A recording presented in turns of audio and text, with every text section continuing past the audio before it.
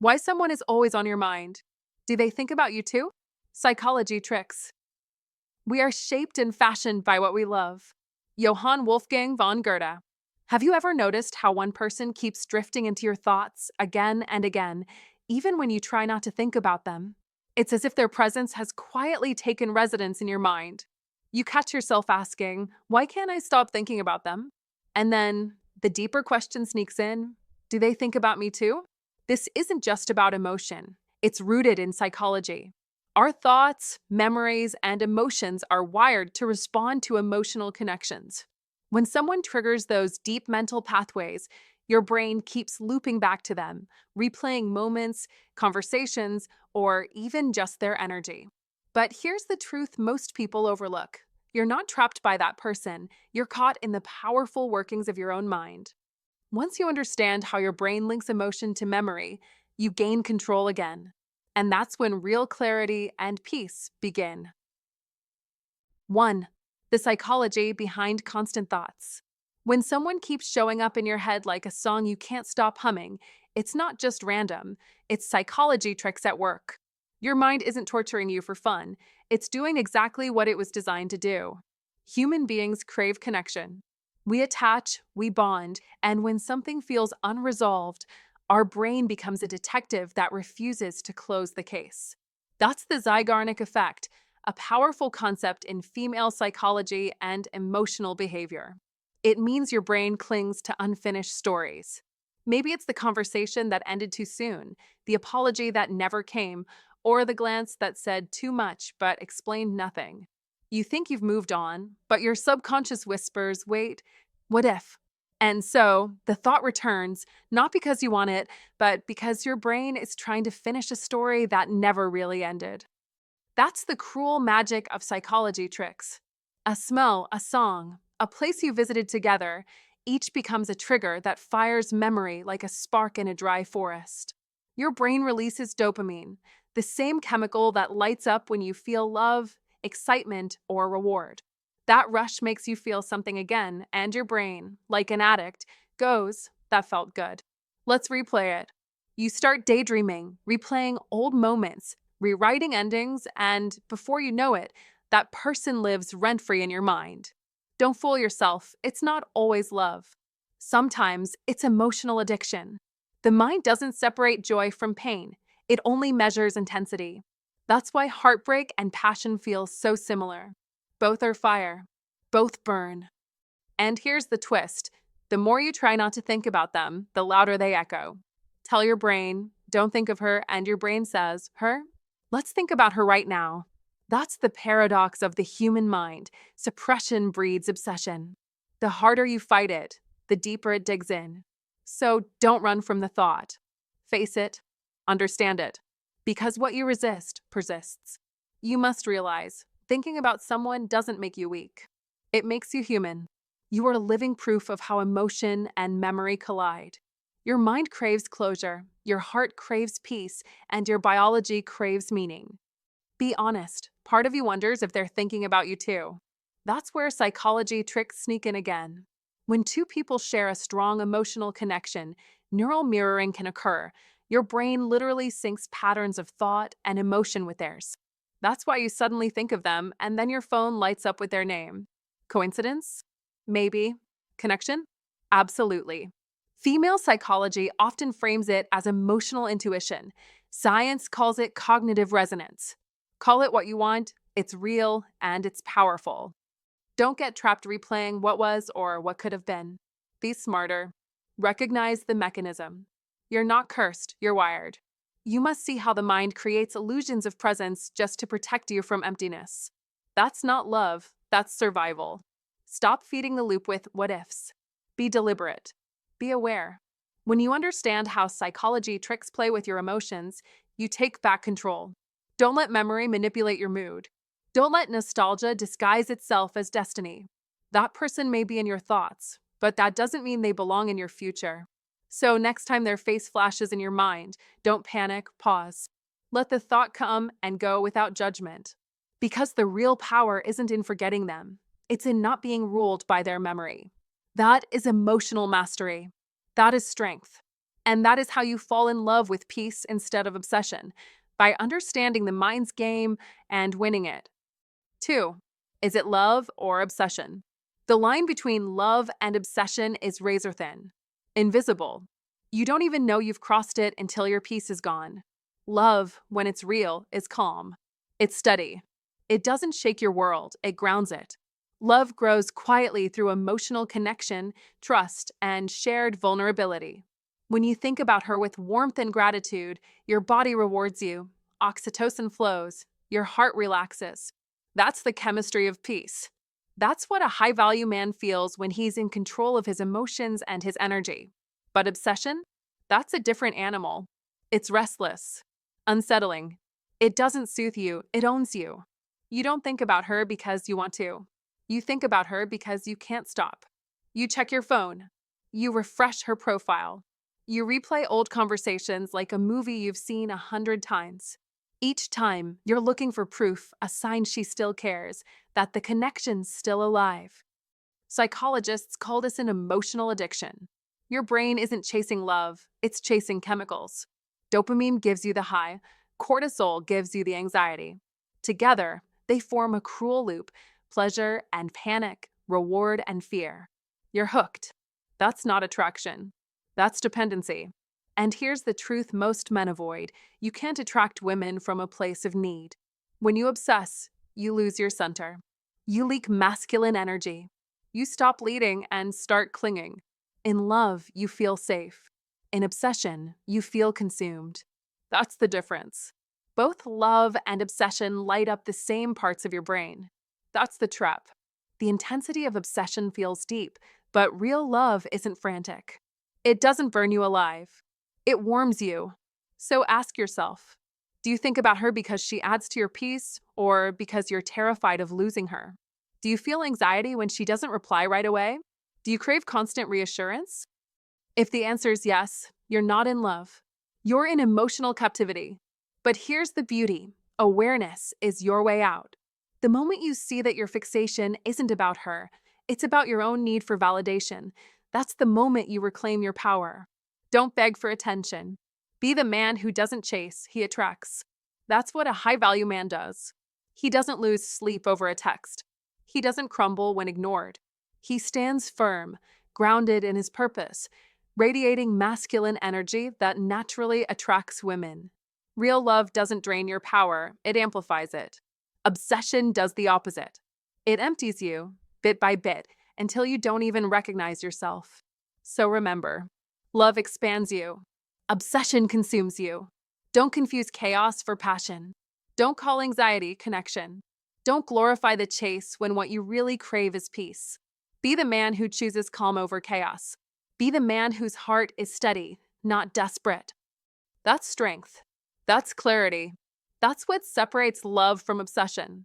And that right there is what separates the man who's trapped by emotion from the high-value man who commands it.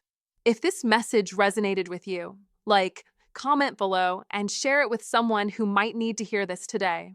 Don't forget to subscribe for more psychology insights and emotional wisdom. Comment to remember, I choose peace over obsession. 3. Are they thinking about you too? When someone stays in your mind long after they're gone, you must ask yourself, why? Is it because they're thinking about you too, or because your mind refuses to let go? The truth is sharp and simple. The human brain is a master storyteller. It builds connections, finds patterns, and weaves meaning from coincidence. When you think about someone and suddenly they text or call, it feels cosmic. But often, it's your mind's pattern recognition at work. As Carl Jung said, synchronicity is an ever-present reality for those who have eyes to see. Yet even Jung's insight carries a deeper message. Your thoughts create your perception of the world. Don't fall for illusions of fate when it's your focus shaping the signs you see. Your mind amplifies what it wants to believe. A song, a name, a time on a clock, your brain lights them up because they match your emotional frequency. That is the power of attention. And attention is energy. If you pour that energy into longing, you'll feed the void. If you pour it into self-mastery, you'll rise above the storm. That is Stoicism win. Listen, the Old Stoic wisdom teaches, you cannot control others, only your reaction to them.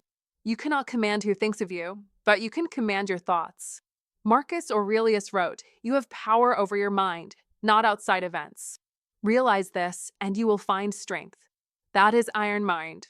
Don't chase signs. Don't obsess over what might be. The world doesn't bend to desire, it bends to discipline.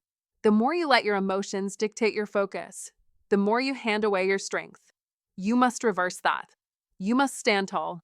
You must take control of your inner battlefield. Let's be honest, maybe they are thinking about you. Maybe they're not. It doesn't matter. What matters is your response. What matters is your mindset. Your worth doesn't depend on another person's attention.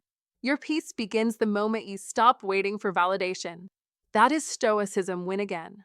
In modern life, distractions are endless: messages, notifications, illusions of connection.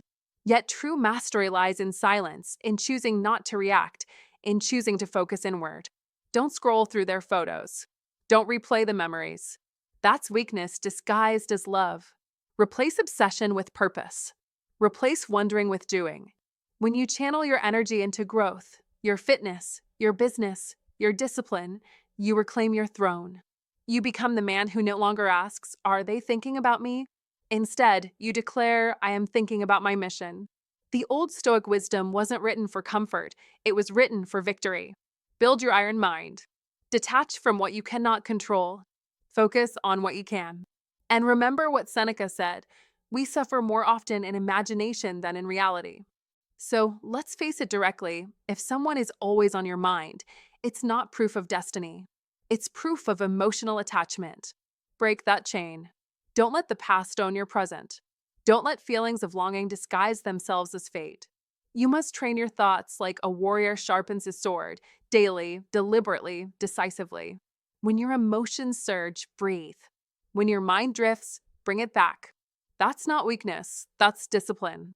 That's the iron mind. That's how Stoicism wins. Every time you choose peace over obsession, reason over reaction, mastery over madness, you win another invisible war. Victory doesn't happen in the world outside, it happens inside your skull. So stop waiting for a sign that they're thinking about you. Become the sign. Become the man who commands his thoughts, rules his emotions, and walks forward with power. Because in the end, the greatest connection you can ever make is with yourself. 4. How to break free if you want to. Breaking free from the endless replay of someone in your mind isn't about pretending they never existed. It's about teaching your brain new habits. You can't bully your mind into silence. Don't even try. The harder you push a thought away, the stronger it digs in. That's human nature. The mind loves drama. It feeds on emotion, especially the kind that's tied to desire, regret, or unfinished business. So, the first step isn't erasing them, it's awareness. When their image flashes across your thoughts, don't fight it. Don't curse it. Simply say to yourself, "There it is again." That's not weakness, that's control. You stop being the prisoner and start being the observer. And that shift, my friend, is where every great story of emotional freedom begins. This is where real psychology tricks come in, not the kind that manipulate others, but the ones that let you reclaim your own peace. You see, female psychology and male psychology both share one truth: what you resist persists. So don't resist. Redirect. Your brain is a machine that craves excitement. When you don't give it something new, it replays what feels emotionally intense. Yes, that means her. So don't sit there scrolling through old messages or photos, feeding the addiction. Get moving. Be active. Be curious. Take that class you've been putting off. Travel somewhere that smells different, looks different, feels different. Build something. Sweat. Create. The brain thrives on novelty. It builds new neural pathways every time you do something unfamiliar. That's not magic, it's science. That's psychology tricks in action. You're not just distracting yourself, you're rewiring yourself. Don't lie to yourself either. You don't miss them. You miss how you felt around them. The excitement, the spark, the attention. That's normal. That's part of female psychology and the eternal mystery of how to fall in love. We don't fall for people. We fall for the way they make us feel alive. But be careful. Don't confuse longing with love. Don't chase a memory just because it's warm. Be smarter than your impulses. Be kind to your own heart. When you catch yourself stalking their social media, stop. Don't check their updates. Don't peek at their stories just once. That's not curiosity, it's relapse. Think of it like a detox. Every time you resist that urge, you're starving the addiction that's been feeding off your peace. And make no mistake, it is an addiction. The brain gets hooked on the emotional high of connection and the withdrawal of loss. But you? You're stronger than a chemical loop. You must be. You're a man who's lived, who's loved, and who's learning to let go without bitterness. That's power. And while you're doing all that, practice something we men often forget: self-compassion. Don't shame yourself for missing someone. Missing them doesn't make you weak, it proves you're capable of love. But love doesn't always mean holding on. Sometimes, the bravest thing you can do is let go, not because they don't matter, but because you do. You matter more.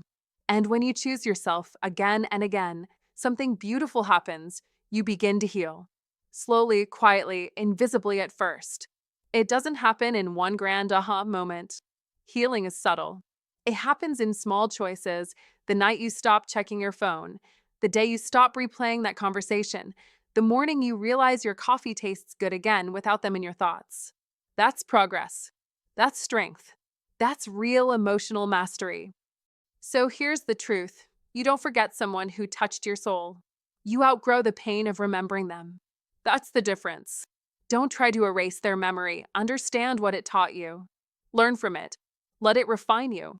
That's the real psychology tricks, not games, not manipulation, but understanding the emotional mechanics that make us human.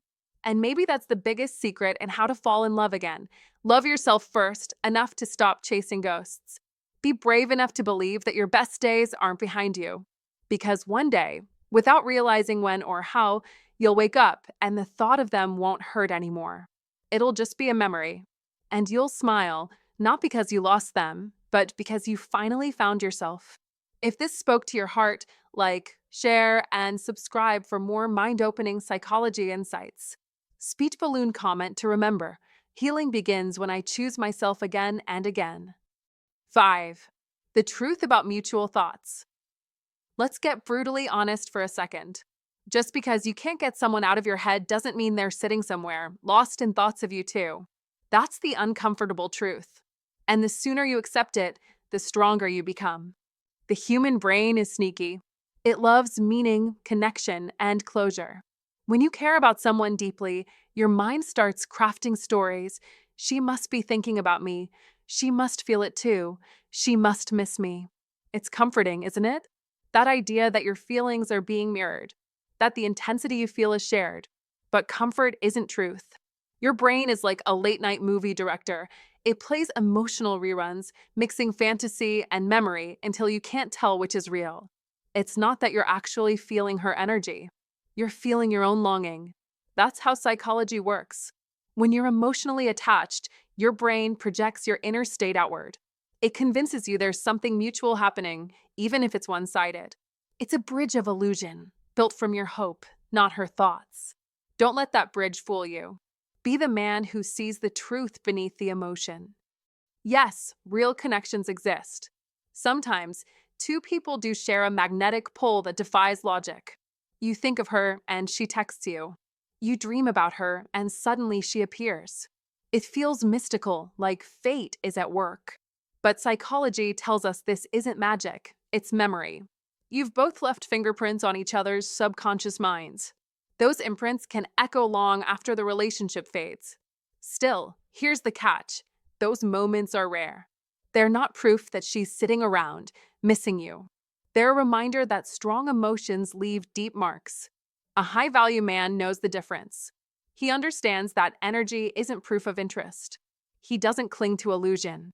He stands firm, rooted in reality, because he knows that masculine energy thrives in clarity, not confusion.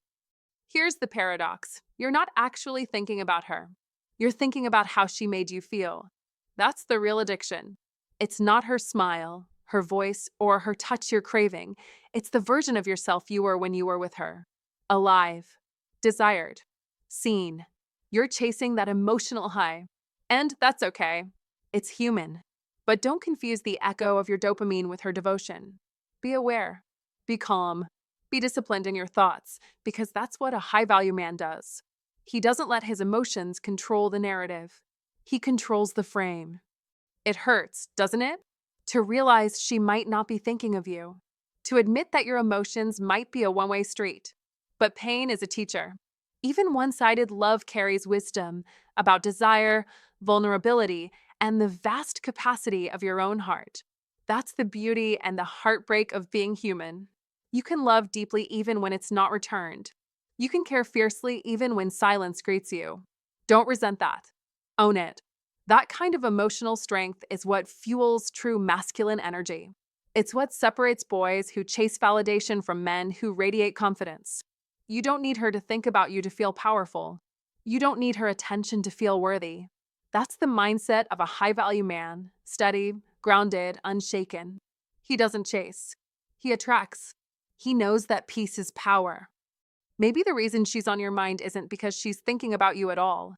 Maybe it's because your soul is asking you to evolve, to learn the lesson, to reclaim your energy, and to remember who you are without her. That's the point.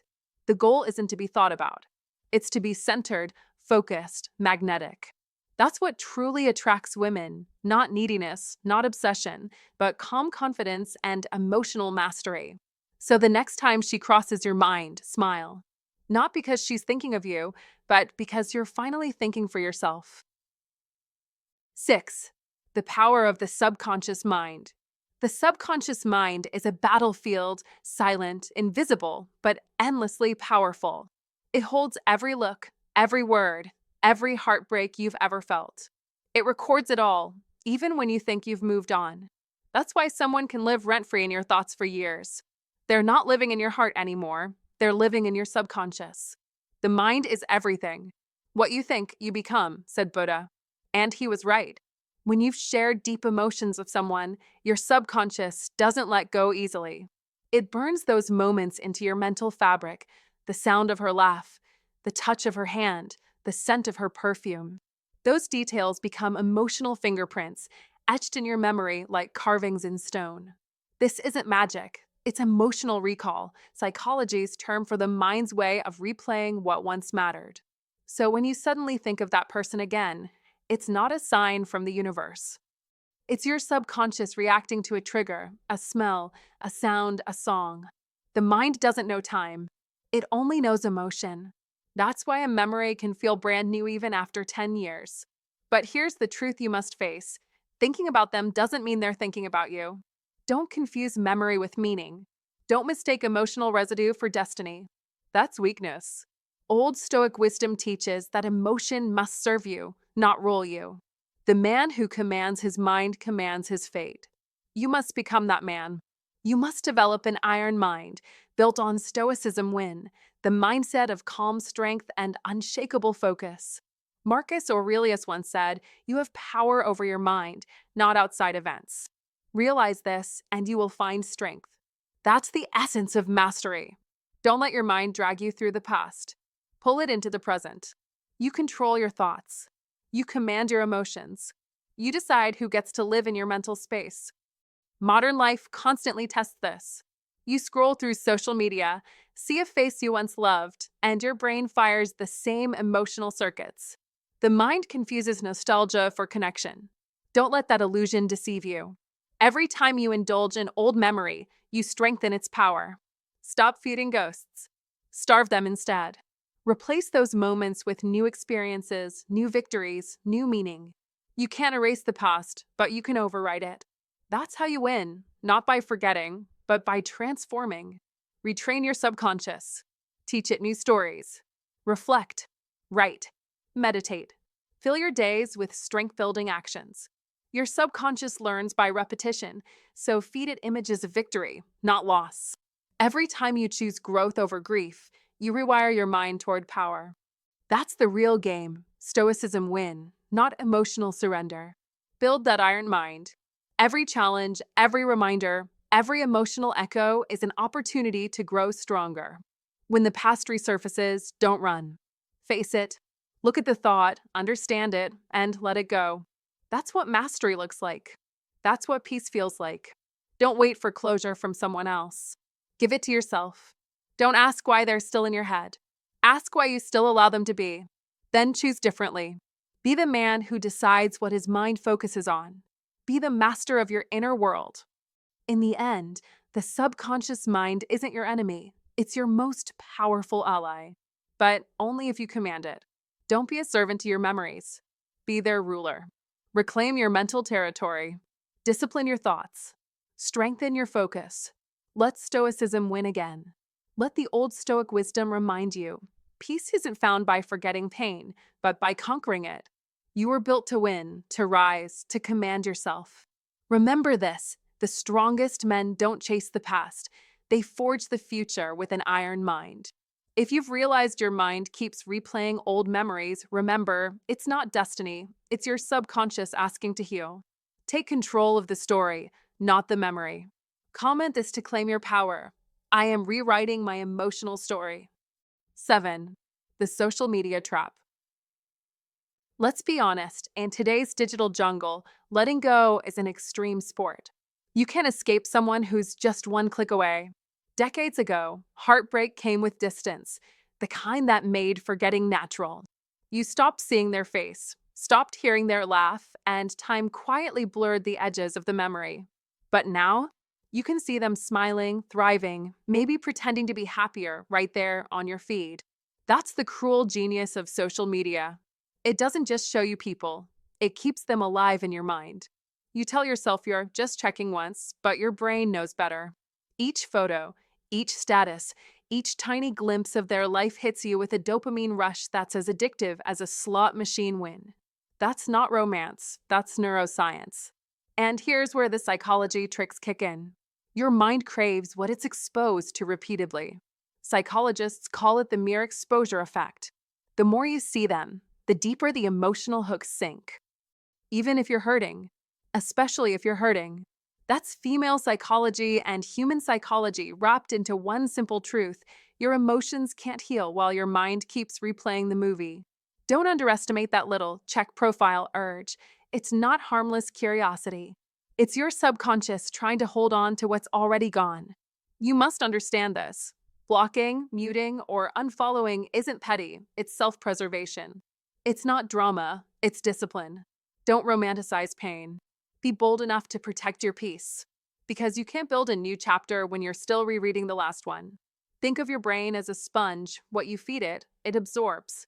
Keep soaking in their highlight reel, and you'll drown in comparison. That's the illusion of perfection. Social media doesn't show truth. It shows angles, filters, and staged smiles. You see happy posts and start believing they've moved on faster, loved harder, or laughed louder without you. Stop. Don't fall for that illusion. Behind those posts might be confusion, loneliness, or regret. People post the life they want others to believe, not the life they live. That's one of the oldest psychology tricks in the book. If you truly want to know how to fall in love again with life, with yourself, or with someone new, you must first stop feeding your heart with digital poison. Be brave enough to detox. Turn off the notifications. Delete the app for a week. Watch how your peace returns. This isn't avoidance, it's power. It's emotional hygiene. Just like you wash your hands to stay healthy, you must cleanse your mind to stay sane. Don't reopen a wound that time is trying to heal. Don't let your peace be the price you pay for curiosity. Be smarter than the algorithm, because it's designed to make you stay stuck. Take your power back. When you stop watching them live, something magical happens. You start living again. The fog lifts. Your mind clears. You laugh without wondering if they saw it. You post without trying to be seen. You stop asking if they're thinking of you and start realizing you haven't thought of them all day. That's freedom, real, unfiltered, earned freedom. And one day, when you least expect it, you'll scroll past something that once broke you and feel absolutely nothing. That's when you'll know you've mastered the most powerful psychology trick of all: emotional detachment. Not because you stopped caring, but because you finally cared about yourself more. 8. When missing someone becomes a lesson about yourself. Missing someone deeply is one of the most human emotions there is. But what if that longing isn't just about them? What if it's actually about you? When you can't stop thinking about someone, your mind is holding up a mirror, showing you the parts of yourself that need to be seen, healed, or understood. Maybe that person made you feel alive because they awakened something sleeping inside you. Maybe they represented love, freedom, or adventure, things you secretly craved but hadn't yet owned within yourself. That's the thing most men overlook. You're not just missing her, you're missing you, the version of yourself that came alive when she was around. Don't let your mind convince you that she was the source of your happiness. She wasn't. She was the spark. You were the fire. That realization is where a high value man is born, one who no longer chases validation, but becomes the source of it. That's how masculine energy truly works: calm, confident, grounded. A high value man doesn't run from pain. He studies it. He sits with his emotions, even when they burn. He asks himself the hard questions. Why did I give so much of my energy to her? What was I hoping to find in her love that I couldn't give myself? What is this experience trying to teach me about me? When you start asking those questions, you stop being a victim of emotion and start becoming a master of it. Pain, as unbearable as it feels, is often the first step toward transformation. Every person you meet is a reflection of your inner world. Some come to love you, some to challenge you, and others to wake you up. Even the ones who hurt you are teachers if you let the pain expand your awareness instead of shrinking your heart. That's real masculine energy, facing what hurts and growing from it. Don't hide behind distractions or ego. Be the man who learns. Be the man who evolves. When you miss someone, don't drown in nostalgia or what ifs. Don't replay every conversation in your head. Instead, listen to the ache. Because somewhere in that longing lies your next level of growth. That feeling is your mind's way of saying, it's time to look within. Use it as a signal, not a sentence.